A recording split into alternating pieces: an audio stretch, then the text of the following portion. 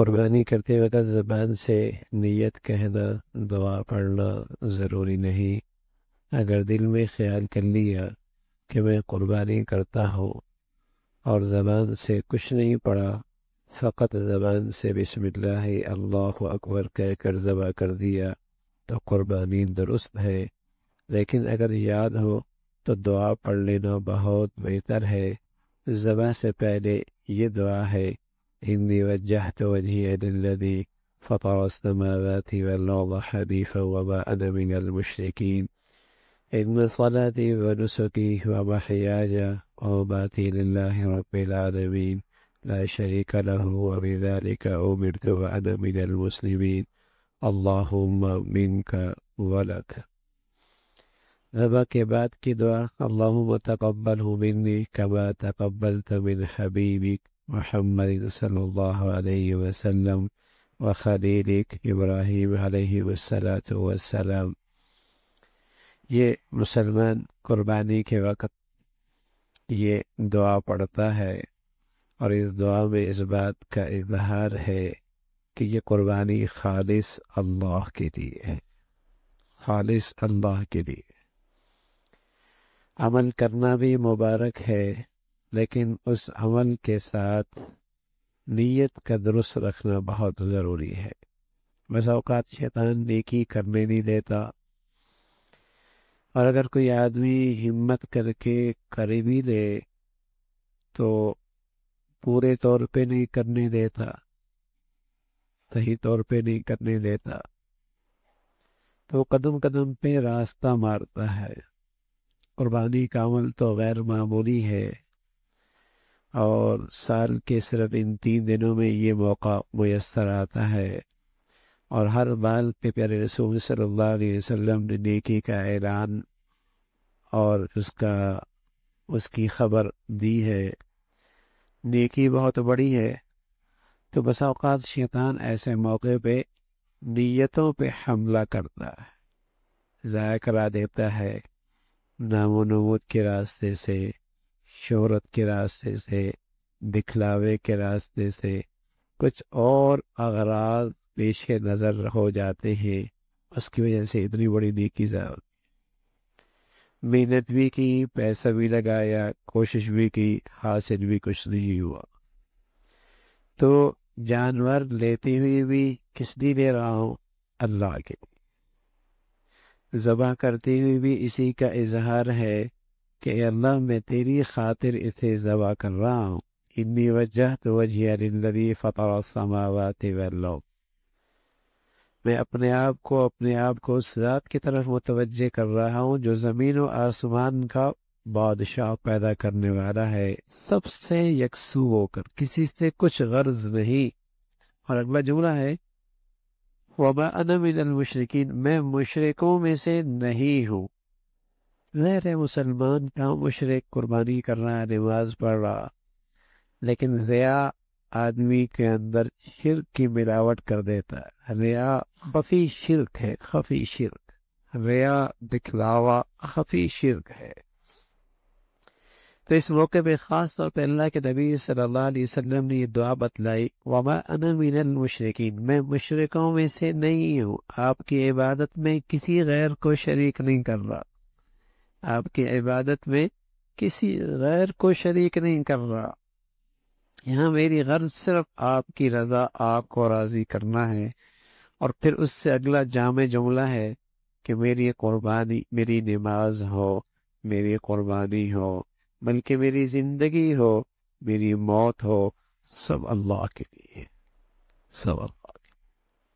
میری ہر چیز اللہ کی خاطر، میرا جینا مرنا بھی اللہ کے خاطر، میری نماز قربانی بھی اللہ کے خاطر، اور اس کا کوئی شریک نہیں، اور مجھے اسی کا حکم ملا ہے، میں فرما برداروں میں سے ہوں۔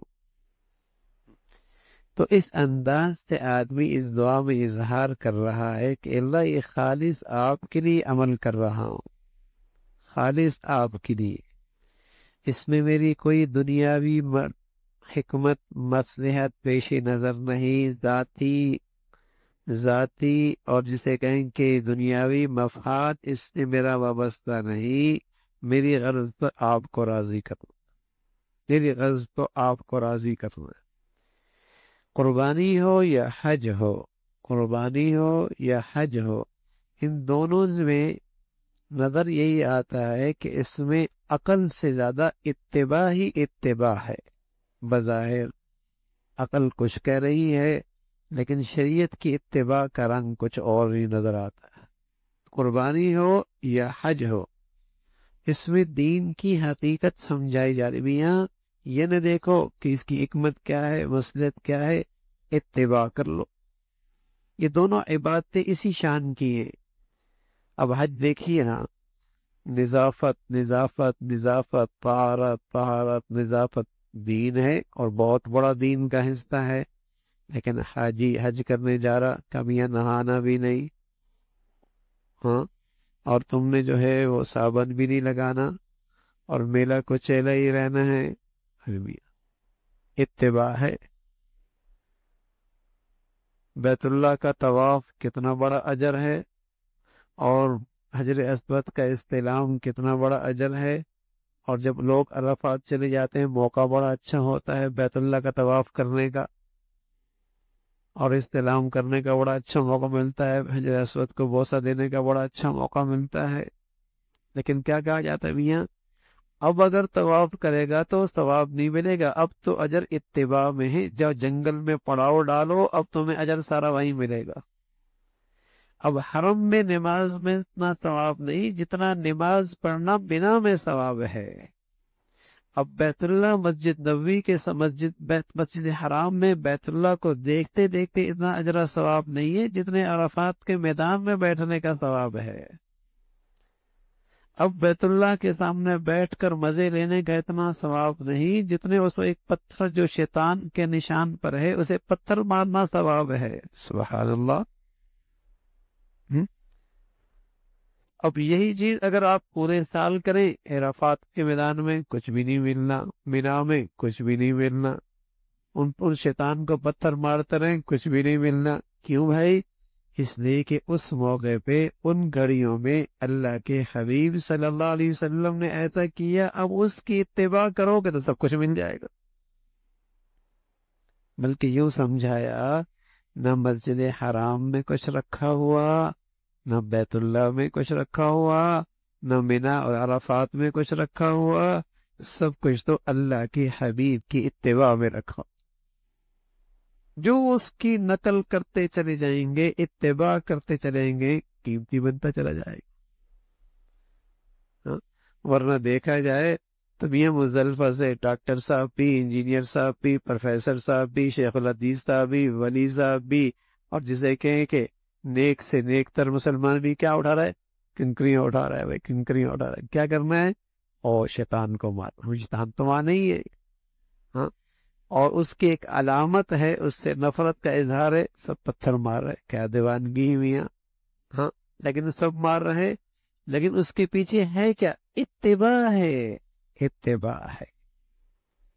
حضرت عمر رضی اللہ عنہ جب حجر اسود کو بوسہ دینے لگے، فرمانے لگے حجر اسود تو پتھر ہی تو ہے، تو نہ نفع دے سکتا ہے نہ نقصان دے سکتا ہے. اگر اللہ کے حبیب صلی اللہ علیہ وسلم نے تجھے بوسہ نہ دیا ہوتا، میں کبھی تجھے بوسہ نہ دے. اتباع ہے. تو لوگ قربانیوں کے اندر بھی مصلحتیں، حکمتیں، فلسفے تلاش کرتے ہیں. ارے میاں اس کا نام دین ہے، اتباع کا. دین ہے اتباع کا. اگر گوشت ہی مقصود ہوتا تو اتنا اکٹھا گوشت کرنے کی کیا ضرورت ہے؟ پورے سال ہی اللہ کہتا ہے ہر ہفتے میں قربانی کرتے رہنا. بھائی کچھ اس ہفتے میں، کچھ اگلے مہینے میں کر لینا، کچھ اگلے مہینے میں، سب غریبوں کو تاکہ آسانی سے گوشت مل جائے. یہ مقصود نہیں، مقصود تو اتباع ہے. اللہ کو راضی کرنا مقصد ہے کہ میں اللہ کی خاطر یہ قربانی کر رہا ہوں. لَن يَنَالَ اللَّهَ لُحُومُهَا وَلَا دِمَاؤُهَا. نہ اللہ تک خون پہنچتا ہے، نہ گوشت پہنچتا ہے، نہ اسے گوشت کی ضرورت نہ خون کی ضرورت. حالانکہ يَنَالُهُ التَّقْوَى مِنكُمْ، وہ تو تمہارے دلوں کا تقوی دیکھ رہا ہے، کس غرض سے یہ عمل کر رہے ہیں. تمہارے پیش نظر کیا نیت ہے، کیا غرض ہے؟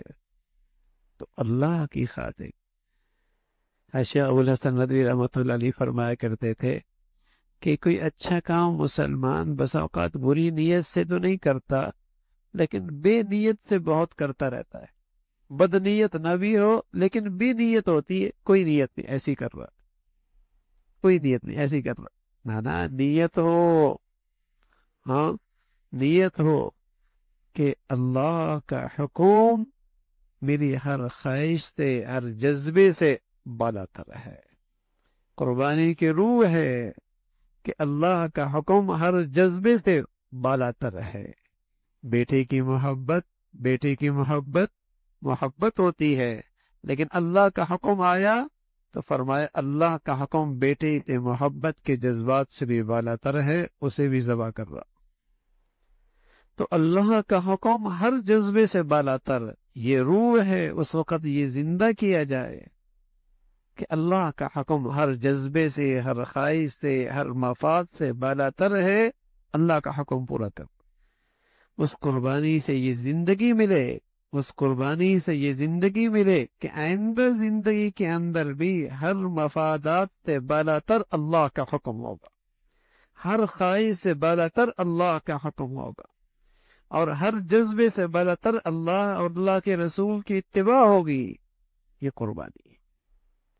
تو اللہ رب العزت بھائی قربانی کی ظاہری شکل بھی خوب اختیار کرنے کی توفیق نصیب فرما دے، اور جو قربانی کی روح ہے اور اس کی حقیقت ہے اللہ رب العزت وہ بھی ہمیں نصیب فرما دے۔ اللہ عمل کی توفیق نصیب فرمائے۔